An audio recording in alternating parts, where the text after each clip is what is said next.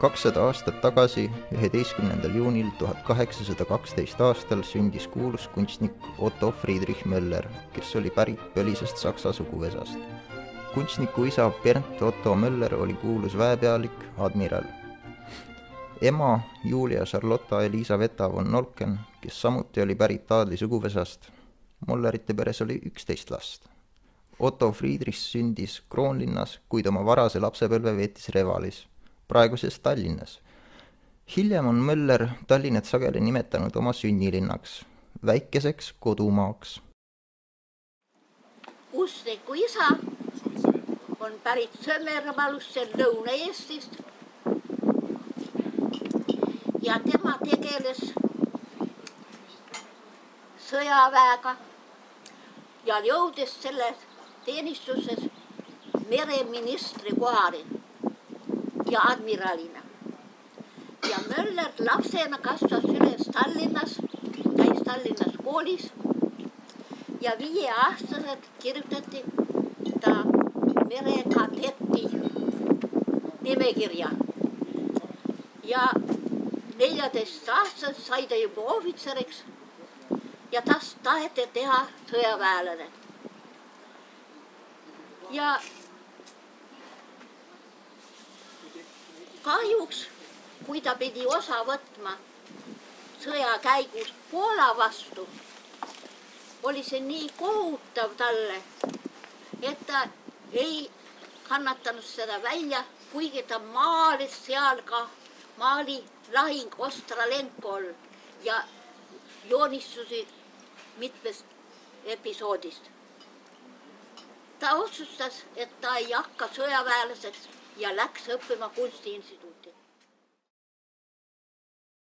Juba 14-aastaselt, olles Sankt-Peterburgi mereväe kadetikorpuse kasvandik, ülendati Möller ohvitseriks. Teenistusest vabal ajal külastas ta kunstide akadeemia joonistusklasse. Omal soovil ja lähedaste nõudmisel läks Möller aga 23-aastaselt erru ja pühendus täielikult maalikunstile. Möller õppis suurja kunstniku Karl Brüllovi klassis ajaloolist ja portreemaali. 1837 aasta sügisel järjekordsel akadeemia maalinäitusel pani Möller välja oma perekonnaportree, mille eest pälvis kuldmedali.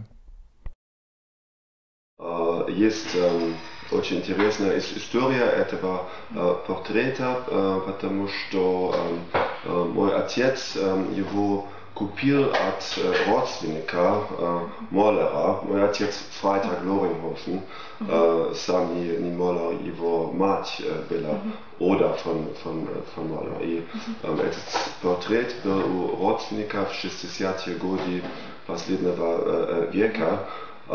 И портрет был в ужасном состоянии. Практически все было разрушено.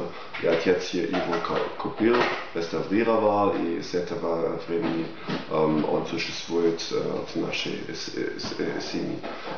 Значит, почти мы потеряли совсем эту замечательную картину.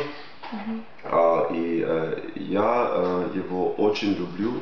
Я думаю, это очень не только исторический портрет, но это действительно семейный портрет, почти интимный портрет. Художник сам очень скромный на портрете. Он не в центре, конечно, министр, адмирал и его мать.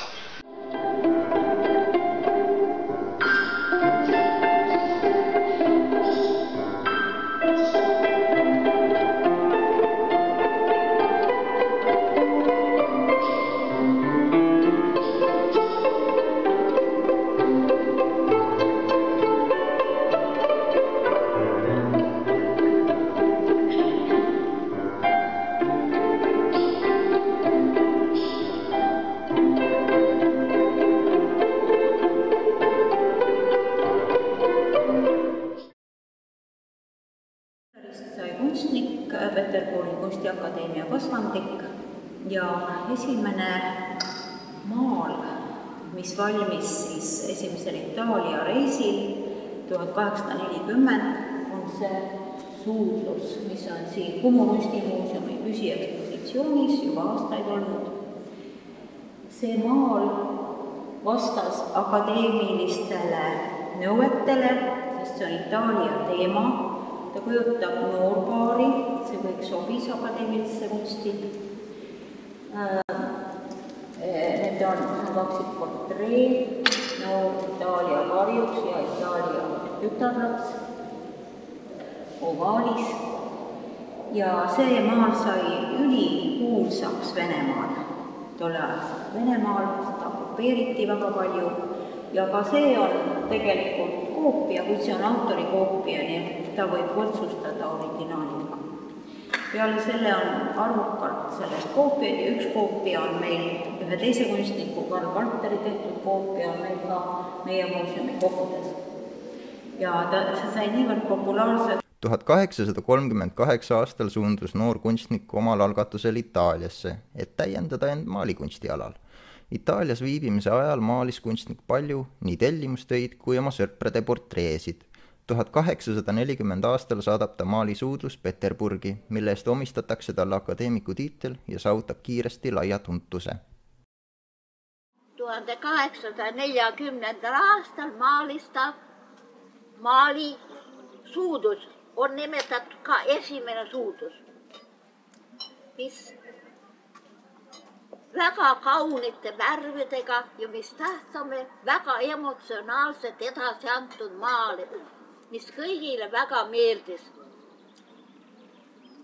Ja see kuulsus levis üle kogu Venemaa, nii et selle maali põhjal tehti hulgalisti koopiaid. Ja selle maali ostis ära ka tsaar Nikolai I. See tütarlaps, kes oli modelliks, väga kaunis ja tore tütarlaps ja Möller armus temast. Ja lõpuks läks nende perekonda elama. Möller oli kadunud tagu, teised kunstnikud hakkasid seda otsima, et kus ta läinud on ja leidsid ta siis ühest vaesest perekonnast, aga siiski nende teiste kunstnike, vene kunstnike propaganda kandis vilja, nii et Möller tuli sealt perest ära. Aga tütarlaps ei suutus seda üle elada, kannatas selle all kandasi haigestus ja suri. Ja veel oli Möller teine raske üle elamine. Ta sõber, teine kunstnik, suri Mölleri kätte vahel, kui oli saanud mürgituse. Ja surnuaial teda ära saatmes Möller läks veel kalmistule ja siis kirikusse ja palvetas eraldi kunstnike ees. Nii et elas väga raskelt seda tragöödiat üle ja ka jäi ka haiges.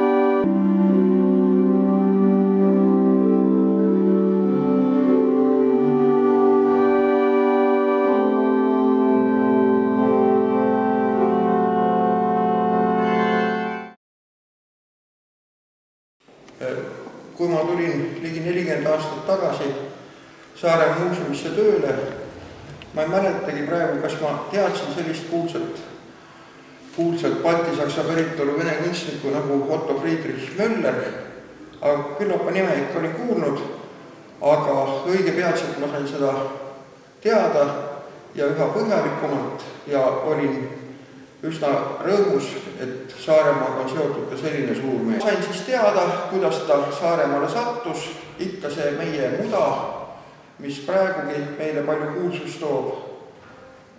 Kuressaare kuurort on ju sellest alguse saanud ja ka paljud kuulsad inimesed tõi Saaremaale omal ajal just ravimuda ja teatavasti ka Möller esimest korda sattus Saaremaale mitte sellepärast, et tal oli siin kaugeid esivanemaid elanud kunagi, vaid arvatavasti 1856. aastal tuli siia seda kuulsat Kuressaare muda oma raviks kasutama. Ja tutvus siis siin on ühe noore aadli, Reili Leonida von Güldenstubega ja pärast seda, kui nad olid abiellunud, kuna oli võimalik omandada Kaali mõisa, siis ta selle endale suvileks ostis ja sel ajal siis oma pikkade Euroopa rännakute ja kunsti õppereiside vaheaegadel alati võimaluse korral elas Saaremaal. Nii et Kaali mõis on siis üks niisugune maamärk Saaremaal, mis on tihedalt Mölleriga seotud. Kõige õnnelikum aeg Mölleri elus oli 1856 aasta, millal ta leidis oma isikliku õnne. Möller armus kirglikult 16-aastasesse Lonni Gildenstubesse ning tegi ka varsti abielu ettepaneku. Naise sugulaste kaasabil omandab ta mõisa Kaalis. Suvel elas ja töötas ta oma mõisas, aga talveks sõitis Peterburgi. Sellesse perioodi kuulub tema suurepärane maal abikaasa Lonnist ja perekond Gildenstube grupi portreest. 1859 aastal maalib kunstnik portree oma esmasündinud pojast Otto Theodorist.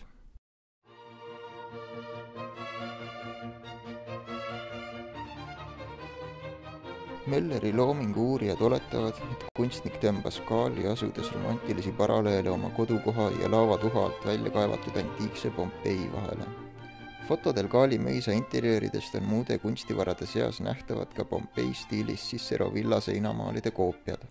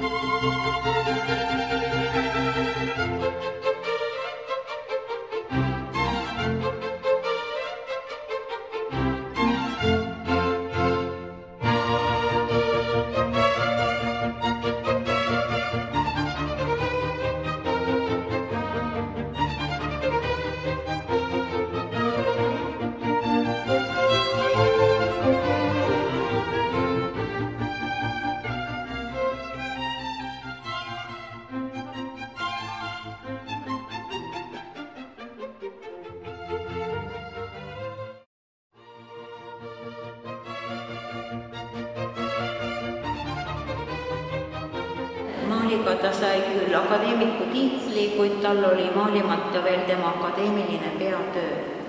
Ja see oli teatud nõuetele vastav, kas siis antiigist või kristliku teemaga, suur maal, palju figuuriline ja see pidi vastama väga rangetele nõuetele ja siis järgnevalt ta pühenduski selle maalimisele ja see teema ta sai endale, see oli siis Apostel Johannes jutlustab Patmose saarel bakantidele.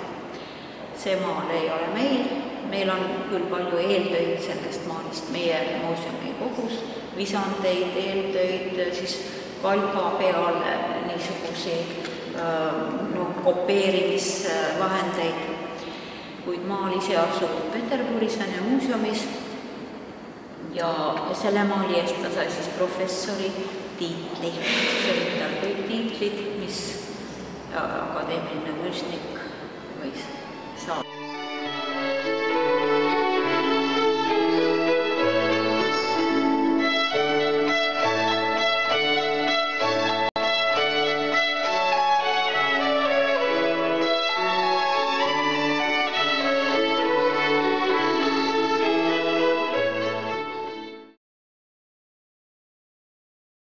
Я думаю, что не только искусство, но традиция семейная вообще играет большую роль в нашей семье. Мы живем с этим семейным портретом каждый день. И моя семья из Финляндии, значит, Балтийское море нас соединяет как семью.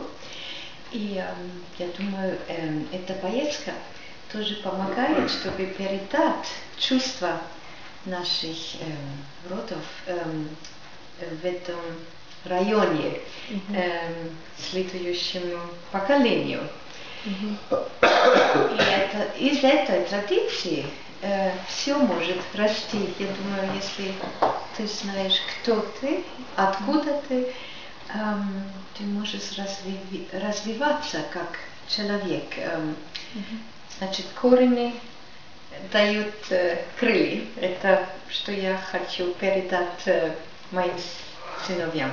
Tage immerhin mindestens auf Ösel und Alexis und mir hat es eigentlich echt gut gefallen. Vor allem wegen der Mischung, weil wir erstens viel über Spuren auf der Familie auf der Spur waren und wir Gräber gesehen haben und Kirchen, wo zum Beispiel unser Großvater getauft wurde. Und das war natürlich erstens interessant. Zweitens ist die Insel selber ja auch unglaublich schön. Und ja, also es war, jeden Tag haben wir irgendwie immer wieder interessante Sachen gesehen und eben auch ein großes Bild eben von Möller in dieser Kirche und uns hat eigentlich alles sehr gut gefallen. Ja, ich hatte schon Lust, hierher zu kommen, einerseits, wie mein Bruder schon gesagt hat, weil es eine sehr schöne Insel ist, hier gibt es echt schöne Plätze, so zum Beispiel am Meer, und das ist auch sehr interessant, dass meine Familie hier gelebt hat. Ich kann es mir gar nicht vorstellen, dass sie vor 100 Jahren hier ganz normal gelebt haben. Und ja, ich fand alles sehr interessant und würde sehr gerne nochmal wiederkommen.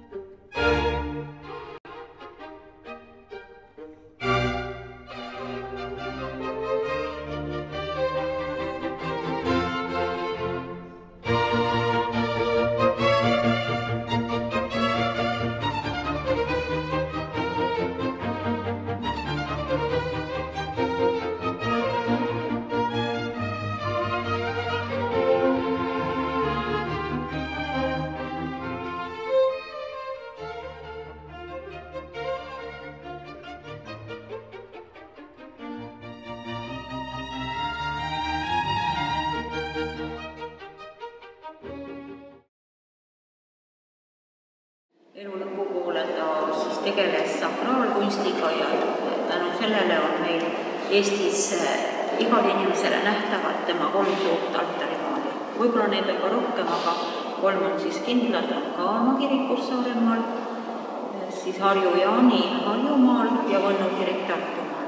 Võib-olla on veel, arvatakse, et Lihula kirikus on koopia tema järgi võib-olla, aga siin on 1 maal nähtav ja siis 3 kiriku altarimaali on ka igale nähtavad, võime näha Mölleri teoseid.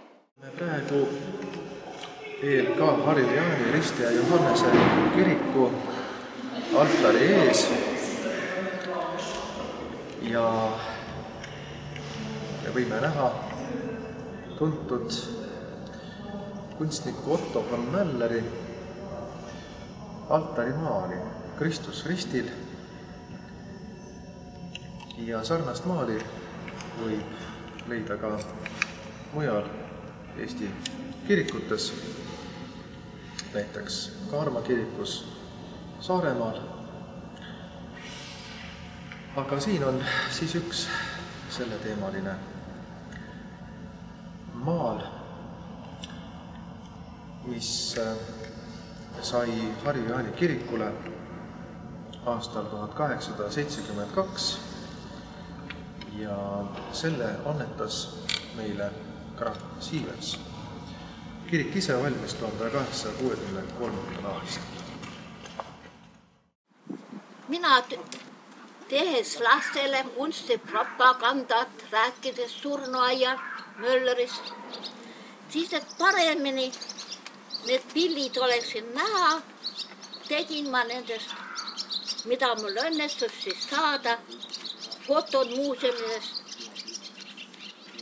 suurendust, nagu see Gogoli portree ja siis näiteks siin niisugused pildid nagu see on Tallinna kunstimuuseumist saadud jõemaastik, mis tuletab väga Kaarma ümbrust meelde, ei tea, kas on sealt maalitud mitte. Samuti siis ema lapsega, tütarlapse portree, siis siin Suurestaare muuseumis on Mölleri portree Kameena ja Tretjakovi galeriist. Mölleri portree jälle ja autoportree. Kultuurilooga tutvuseks seadsime sisse, et me külastasime regulaarselt Kaarma surnuaeda. Kogu kooli perega 7. oktoobril Kaarma vabastamise aastapäeval ja igale klassile oli üks kultuuritegelase haudhoolda. 6. klass täitis Mölleri haudhoolda. 1874. aasta suvel oli Möller sunnitud edasi lükkamatute asjaolude tõttu sõitma Peterburgi. Tema tervis oli järsult halvenenud. 21. juulil suri kunstnik kiireloomulise kopsupõletiku tagajärjel. Tema keha viidi mulda sängitamiseks Saaremaale. Matused toimusid kohalikus Kaarma kirikus, mille altarisse paigutati kunstniku poolt lõpetamata maal ristilöömine.